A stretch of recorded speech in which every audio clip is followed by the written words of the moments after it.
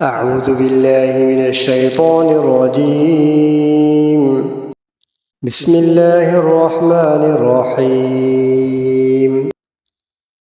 أفحسبتم أنما خلقناكم عبثا وأنكم إلينا لا ترجعون فتعالى الله الملك الحق لا إله إلا هو رب العرش الكريم.